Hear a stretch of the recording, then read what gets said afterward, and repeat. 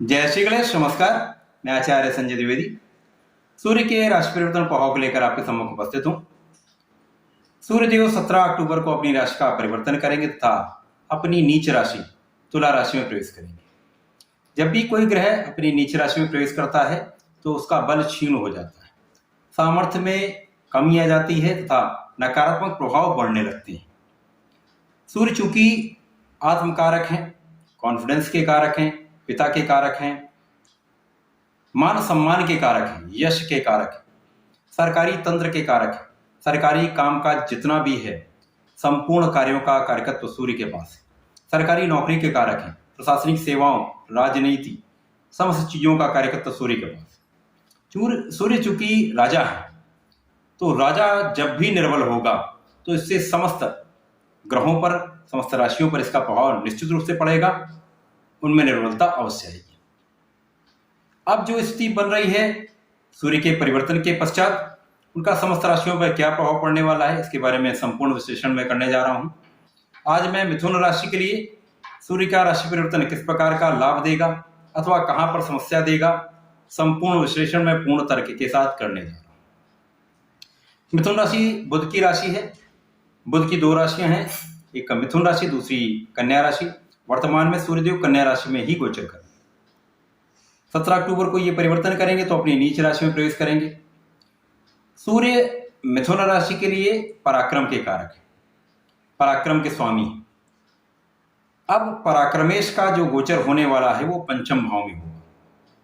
पंचम भाव बहुत प्रबल होता है क्योंकि ये त्रिकोण का भाव है। सूर्य जैसे ही अपनी राशि का परिवर्तन करेंगे तो ये तुला राशि में प्रवेश करेंगे। तुला राशि में प्रवेश करेंगे, अपनी नीच राशि में पहुंचेंगे तो इनके सकारात्मक प्रभाव में कमी आएगी, नकारात्मक प्रभाव में वृद्धि हो जाएगी। अब पंचम भाव ये शिक्षा का भाव है, ज्ञान का भाव है, संतान का भाव है, साथ ही साथ ये प्रेम का भाव है। यहाँ पहले से ही केतु का गोचर चल रहा है। सूर्य जैसे ही पंचम में प्रवेश करेंगे, राहु के साथ दृष्टि संबंध तथा केतु के साथ युति संबंध ये बनेगा, जिसके कारण ग्रहण का दोष प्रारंभ हो जाएगा। अब ये बड़ी टिपिकल सिचुएशन है। एक ग्रह जो पराक्रम का स्वामी है वो जाकर नीच का हुआ, साथ ही साथ ग्रहण के दोष में फंस गया। अब यहां पर एक बहुत बड़ा एडवांटेज ये मिलने वाला है कि अगले ही दिन 18 अक्टूबर को शुक्राचार्य का भी राशि परिवर्तन हो जाएगा, क्योंकि तुला जो राशि है वो शुक्राचार्य की मूल त्रिकोण राशि है। अब शुक्राचार्य जब अपनी मूल त्रिकोण में पहुंचेंगे, इनका बल बढ़ेगा, सामर्थ्य बढ़ेगा, क्षमता बढ़ जाएगी।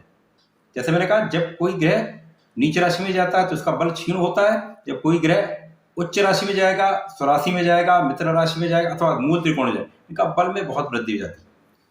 अब यहाँ पर शुक्राचार्य पंचम में प्रवेश करेंगे तो त्रिकोण में इनका बल और भी बढ़ेगा। सबसे बड़ा एडवांटेज क्या मिलने वाला है, सूर्य का नीच भंग हो जाएगा। सूर्य जो कि ग्रहण दोष में है,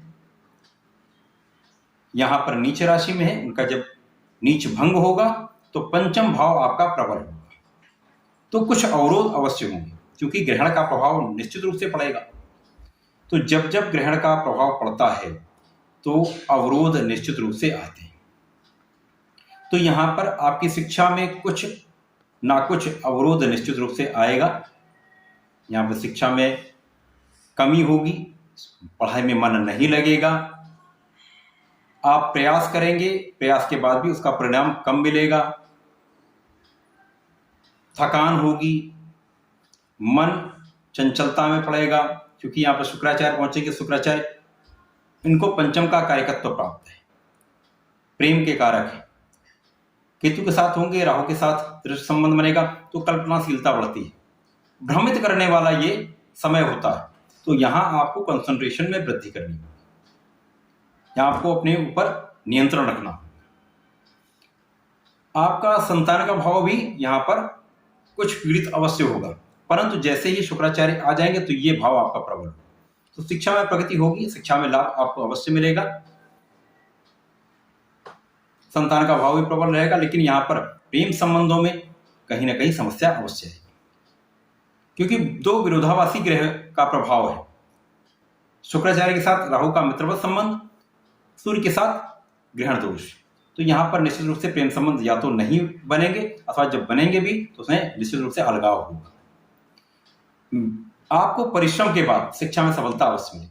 शिक्षा प्रतियोगिता की तैयारी कर रहे हैं तो परिणाम का आप जो एक्सपेक्टेशन कर रहे हैं उतना अच्छा परिणाम शायद नहीं मिलेगा, परंतु यदि बहुत प्रयास करेंगे तो सफलता अवश्य मिलेगी।